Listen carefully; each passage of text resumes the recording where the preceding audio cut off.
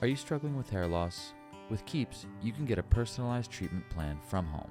Visit keeps.com/theotherside for a special offer. Results may vary. Hi, my name is Robert Taylor, and I'd like to share a near-death experience I had about 34 years ago. Back in 1990, my grandmother, prior to this incident, had passed away, and I was really close to her. We had a great bond. And during her end stages of life, she had also had a near-death experience. And, she had talked with my family and the older adults at the time and what she saw. And I was very just intrigued by all of it, didn't understand it until a year later. I was at home and I remember it was the summer of 1990. It was a really hot day. I live in Arizona, so most summers are hot, and I wasn't feeling well. And so I remember letting my mom know that I didn't feel well, and she touched my forehead and eventually she checked my temperature, and I was running a fever of 105.5. So it was really high. I remember she gave me Tylenol and asked me to just go lay down. So I went to my room and I went to sleep. And after falling asleep, shortly after, it felt like minutes later, I kind of got up off my feet. I felt really revived and rejuvenated. And I thought, yeah, that's strange. I felt like I had just fallen asleep. And minutes later, I was feeling great. And one of the things I'd noticed, I remember, was I felt really light on my feet. Generally, when we have issues with aches and pains on a day to day, even though they might be mild, we're kind of somewhat accustomed to them. And so, me personally, I get these general aches and pains. Even as a 12-year-old kid, I still had some of those aches and pains, but I didn't have any of those pains. And the weird thing is that I was pain free and I didn't feel any of that anymore. And so, I'm feeling great. So I might as well just head over to the kitchen and let my mom know that I'm feeling okay. And as I approached my doorway, I could see my mom coming down the hallway. And I guess she was just going to go check on me. And she entered the doorway. I looked right at her and I said, "Hey, Mom, I feel good. I feel okay." And again, I didn't know how long I was asleep for, but it felt like it was a really short time period. And when I said I felt okay, she brushed right in front of me, like, literally in front of my face, as if I wasn't there. And when she did that, I thought that was really strange because, she didn't even notice me. It was almost like I wasn't there. And so when she walked right in front of me and I told her, "Hey, Mom, I'm feeling okay," I looked to the right, and to the right of me, she was sitting down on my bed, and I saw somebody laying on the bed, and it appeared to be sleeping. And I looked and I thought, "Oh, that's strange. Somebody's sleeping in that bed." And I guess I didn't really acknowledge or, understand that it was me. And the minute that she kind of got up, I think she had went to go get the phone. And the minute she moved, that's when I noticed, it was my body. My body was lying there, and I could see my lips were blue and purple. And I could tell at that point that it was me. And I remember looking around the room, looking at myself. I could see really well. My senses were heightened in that, state, and I could see really good. It was almost like I was looking through a magnifying glass. I remember hearing her coming down the hallway again, and then she passed right by me again. And all of a sudden, I'm kind of listening to her conversation, and I think she had called triage nurse. She had let them know that she'd given me Tylenol, and I was kind of listening to the conversation and just really spectating and just looking at everything that was happening. And then all of a sudden, the entire room just got bright, completely bright, translucent white. And I just felt this great sense of peace over me. And after that happened, all of a sudden I was in the hospital where my grandmother had passed away a year prior. And I was in the hospital and I was walking down this long hallway. And this long hallway had big windows on both sides of the hallway. And the sun would just beam through. And I remember I used to walk through there before visiting my grandmother while she was in the hospital. And at the very end of the hallway, there was a soda machine. And that soda machine was no longer there. So it was missing, it was gone. And in place of the soda machine was an escalator. And it went straight up through the ceiling. And at that point, I thought, okay, this is really strange. It doesn't make any sense. How is the escalator going through the ceiling? And I couldn't understand where that escalator came from or how it got there. And I remember kind of approaching the escalator, just looking around, trying to figure out, how it was actually operating and how it was even possible that it was going through the ceiling wall. And all of a sudden, I kind of get close to where, the escalator's at, and I put my foot on the step and I started kind of going up on the escalator. And I saw that it was going right through the ceiling wall at the very top. And I thought, well, if I happen to crash into the ceiling, I'll put my hand out so that I obviously don't crash into it, and I'll just jump right off. And that's kind of initially what I was thinking. So I got on the escalator, and all of a sudden I put my hand out, and I reached my hand out and stretched it out so that I could kind of block the impact. And all of a sudden my hand started passing through. And as my hand started passing through the ceiling wall, now I'm kind of like looking back as I'm going up the escalator, and I can see people going about their business. I could see hospital rooms, and I could see people in the hospital, families and patients and things like that. And so looking back, I'm going higher and higher, and it's going pretty fast. And then I can kind of see this, what looked like a thin veil behind me that I had passed through. And it was this kind of like translucent veil that I had passed through. I remember looking back, and now I could see like Earth, and it was like I was going into space in a way. And I could see all these beautiful colors, and I could see stars. And all of a sudden, I was in this beautiful place with green rolling hills, beautiful grass and flowers.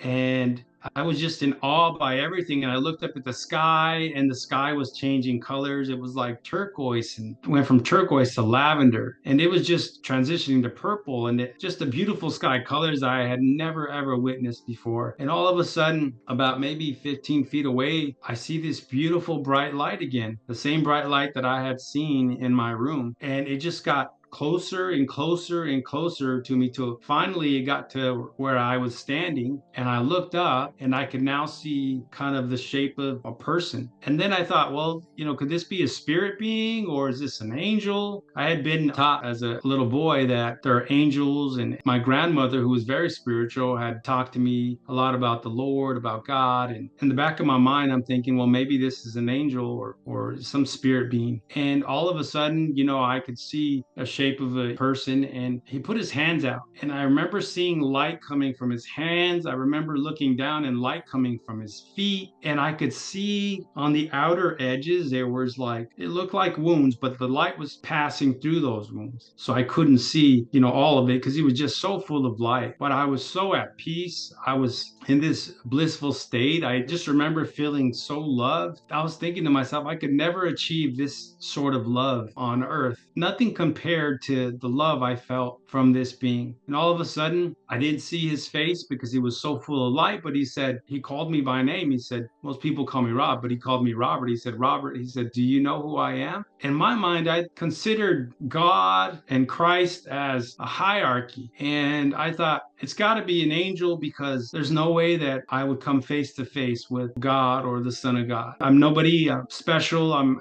just a kid. But on the contrary, he asked me, do you know who I am? And so I said, are you Abraham? And he said, no. He responded in kind of a almost comical manner. Like, it was like I knew who he was, but I just wasn't completely sure that it was God. I wasn't completely sure. I had a feeling. I just thought, again, that I had doubts that, there was no way that God himself would meet with me. And so then I asked, he's not Abraham, are you Moses? And he said, no, I'm not Moses. And then after a while, I thought, well, I'm just going to say what I feel. Are you the Son of God? And then I could hear him laugh. Again, I didn't see his mouth move. We weren't talking, with our lips. It was all telepathic, mental communication. And so after I recognized who he was, I think what I took from it was it brought him joy that I was able to recognize who he was. I was able to know who God is and to recognize him. I think it brought him joy. The next thing that happened was he took me by the hand, and we began walking over these beautiful rolling hills. And I was just so in awe by everything I had witnessed. As I looked down, I could see the grass and the flowers sway from left to right. And it was like everything in this place was just worshiping God, and everything had life. And it was just such a perfect, peaceful place. And I thought, I don't want to be anywhere else. And even though I was only 12 years old, I felt like I wanted to be there forever, and I didn't want to go to earth again. And so as we began walking, we took several steps, and all of a sudden he stopped, and he pointed to the left with his left hand. And when he pointed,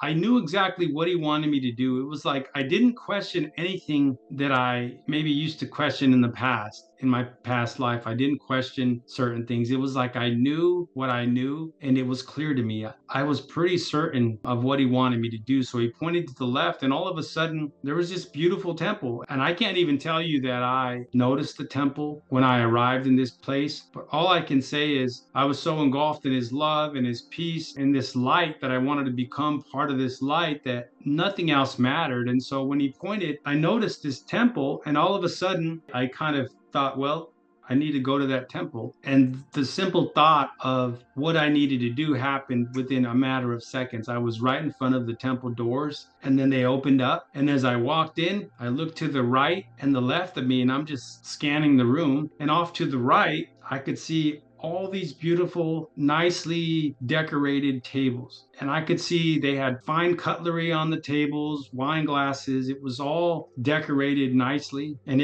what it reminded me of was kind of like a wedding or a banquet of some kind. And I thought, well, yeah, it's strange. I looked around and I saw all these people from all different walks of life, and they were all congregating with one another. And I could feel the sense of peace and love, and the atmosphere was just very peaceful. And I was looking around the room, and as I was looking around the room, on the left of me, from about maybe 30 feet, I could see a group of people. And as I looked to the left, I saw my grandmother. She was about maybe 30 feet away. And when we made eye contact, all of a sudden I was catapulted right in front of her. And she gave me this great big hug. I gave her this great big hug. I was so like peaceful and so full of joy that this to me feels like a family reunion. And after giving my grandmother a hug, I also noticed my Aunt Alice. Now, my Aunt Alice, she passed away 7 months after my grandmother passed away. Then I met with my great grandmother, who I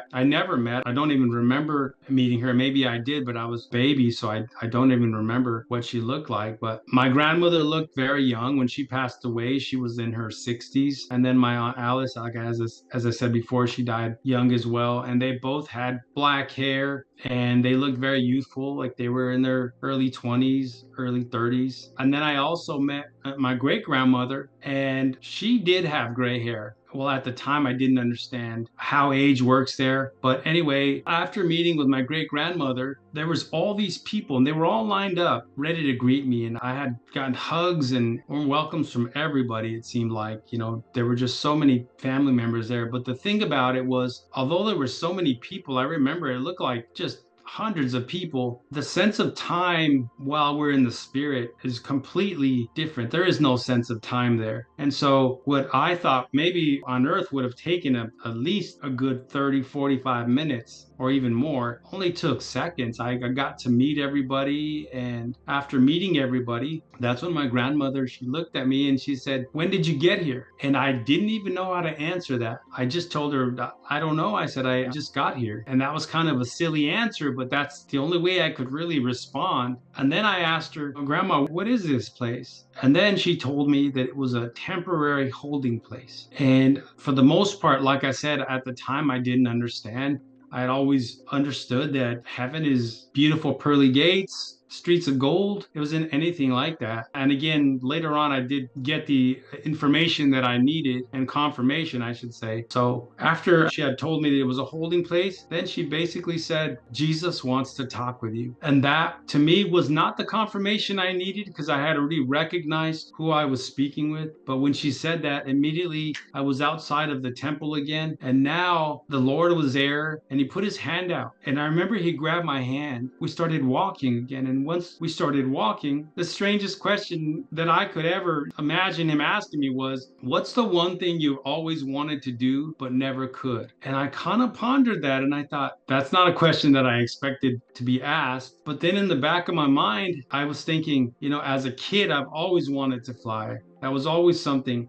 I'd watched movies when I was a kid, Superman. And to me, that was something that I cherished as a kid. So anyway, when he asked me that, I thought to myself, it's silly, but I thought I've always wanted to fly. Now, I didn't say it, but I just thought it. And the minute I had that thought, all of a sudden we're in the sky and I could see these beautiful waterfalls. I could see all this lush greenery. I could see birds of all kinds. And the Lord, the whole time, he was laughing. And it was almost like an uncontrollable laugh, but it was such just relief and joy that I started laughing with him. He kind of got a sense of joy from the fact that I was happy. And I thought to myself, like, this is the most smallest, minute thing that I had kept inside as a kid, but the fact that it was important to him just really made me think about how much the Lord loves us and how much God cares about the smallest things that we think are not important. And so we were in the sky. I don't even know how long we were there. I was just in awe by everything. And all of a sudden, we were back on the ground. And again, I couldn't tell you because of time. I can't tell you how long we were up there, but I felt like we were there forever. And then I got to the ground.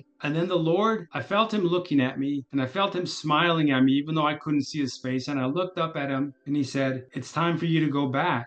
He says, it's not your time. I wanted to argue with him, but I knew in my heart that if the God of everything is telling me I got to go back, then he's obviously got more insight than I do, and he knows what's best for me. And so before I could think about anything else, I remember just thinking, well, I guess I'm not going to get to say goodbye to my grandmother. But again, he cared. And all of a sudden, I was back in the temple. And now I could see everybody was already prepared and ready to bid me farewell. Everybody that had greeted me when I entered this place was now ready to say farewell to me. And I remember this little girl comes up to me. She looked familiar to me. She looked like somebody that I knew, but I didn't recognize her, but she looked like somebody familiar. And I remember her saying, we were cousins. And so I acknowledged her presence and I didn't say, well, I don't know you. I just kind of affirmed that. And she gave me a hug and then she went off to go play, or I assumed. And after I'd gotten hugs from my grandmother, all my family members, and several of them, maybe my ancestors, I remember saying goodbye. And the last thing my grandmother said was, he'll never leave you. He'll never forsake you. And that was really big for me because I was kind of starting to feel a sense of abandonment because I guess maybe just the fact that I had to go back, it made me feel I wasn't loved. And when she said those words, all of a sudden I was outside of the temple and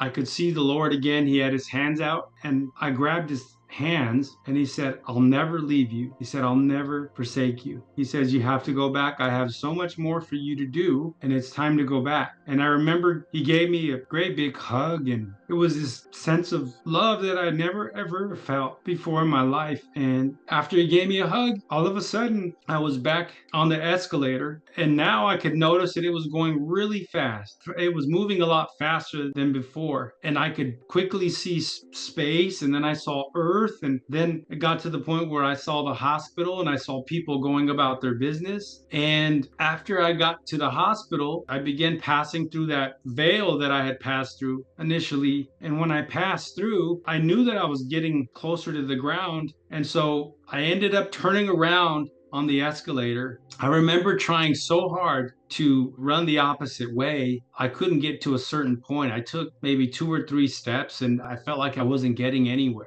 And so I just decided to get off the escalator. And as I got off the escalator, I started to kind of walk around the back of it to kind of figure out how it operated. And as I was doing that, it slowly started disappearing. I could see the steps disappearing and it got to the point where it just all disappeared. And I remember feeling really down about it. And as I was in the hallway, I thought, well, maybe I'll just go back to my grandmother's room. I don't know why I thought that. I knew she was in another place, but I just had an inkling of hope that maybe she would be there in her room, in her bed. And so I went to her room and I noticed that someone else was now in her room and she wasn't there. And I felt really heartbroken. So as I walked out of the room and I'm walking through the hallway now, and as I'm walking through this big hallway, all of a sudden this beautiful bright light came in the room. And I could see it beaming through the windows. And I thought, oh, maybe God changed his mind. Maybe he does want me to go home. I don't know why I thought that, but I thought maybe he does want me to go home. I started kind of walking towards the window and I remember feeling and even hearing that it was going to be okay and that he would never leave me, that he would never forsake me. And the minute that I felt that peace again, all of a sudden I was back in my room and I could see my mom on the phone still. And I thought, wow, she must have been on the phone for a long time because, again, I didn't understand the whole time aspect. And so when I noticed she was on the phone, I heard her talking to the nurse and I heard her saying something along the lines of, well, I've given him Tylenol and I just put a damp cloth over his head. And so I'm trying to cool him down. And so after she said that, I kind of stayed, I guess, spectating, just looking everything that was happening. And then I was kind of just looking at myself. I couldn't recognize that that was me.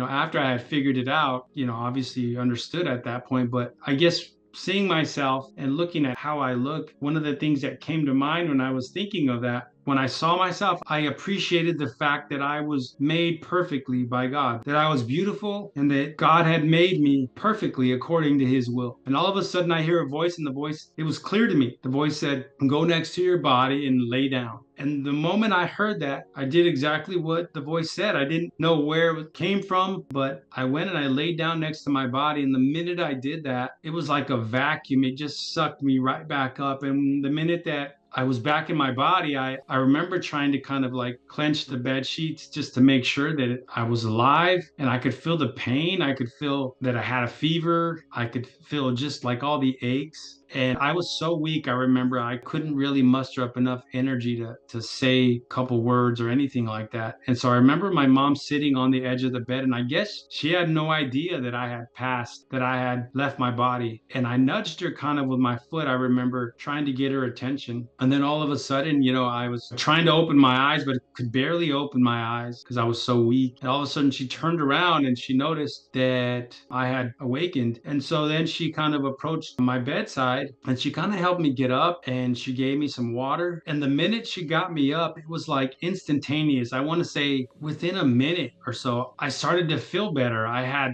regained all my energy. I had felt like I was just miraculously like healed, like the fever slowly went away. And so after I sat up, I could barely talk, but I remember slowly gaining my energy back. And the minute I could get words out, I said, Mom, I saw grandma. And she kind of was in shock a little bit. And I remember after a few minutes, I felt completely fine. And we walked over to the kitchen. And that's when I had explained to her what I saw. And I went through everything that I had seen. And she noticed, she had told me that while I was laying down, that there were tears in my eyes. The fact that I had to come back, maybe that's why I had those tears. I don't know. But I remember recounting the story to her. And then I told her, and then this little girl came up to me and she said, we were cousins. And I said, do I have a cousin that passed away that I never met? And she said, no. She's like, you don't have a cousin. She goes, well, who did she look like? And how old was she? And I said, well, she looked like she was around 6 or 7. And the minute she said, who did she look like? That's when a light bulb came on. And I remember exactly who she looked like. I have an aunt, her name is Angela, and she had a child, or she gave birth to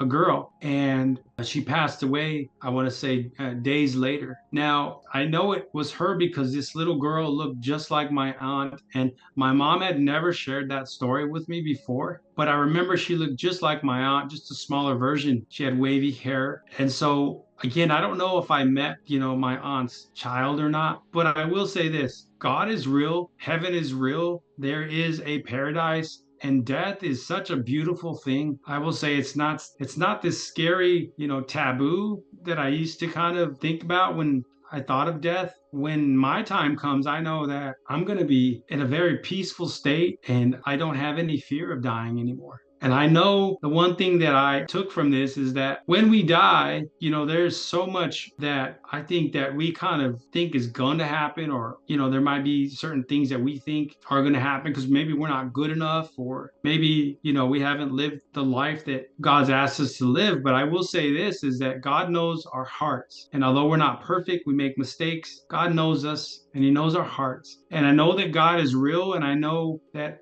there are a lot of people that are skeptical of this, and they may say, I don't believe because I haven't experienced that. I mean, I wish everybody had an opportunity to experience it, because I think more people would believe in the afterlife and believe that there is a God who loves you, a God who cares about the smallest things that you think are, or most people would think that are unimportant. He cares and he loves you that much. And he has a plan for your life. And if you choose to believe in him, there's nothing lost, because if there's nothing else after this, then there's nothing that you would lose other than the fact that you believed in a God. And if he doesn't exist, well, you're kind of where you were at from the very beginning if you believe there was no God at all. Hair loss is something that many of us face, but it's not something we have to face alone.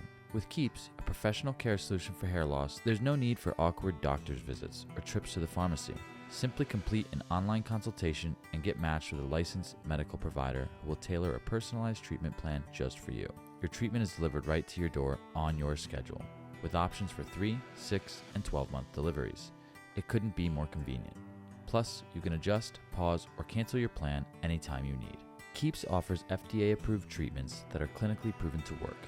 Whether you're looking to prevent hair loss, stimulate growth, or just take better care of the hair you have, Keeps has got you covered. And most Keeps men notice results within just 6 months of starting treatment. With over 5,000 5-star reviews and having treated over 1 million men experiencing hair loss over the last 6 years, Keeps is a trusted solution. And you can message your medical provider or the Keeps care team 24/7 through their secure messaging portal. Thanks to Keeps for sponsoring this video and providing a free product to our viewers. Head to keeps.com/theotherside to get your special offer today. Remember, individual results may vary.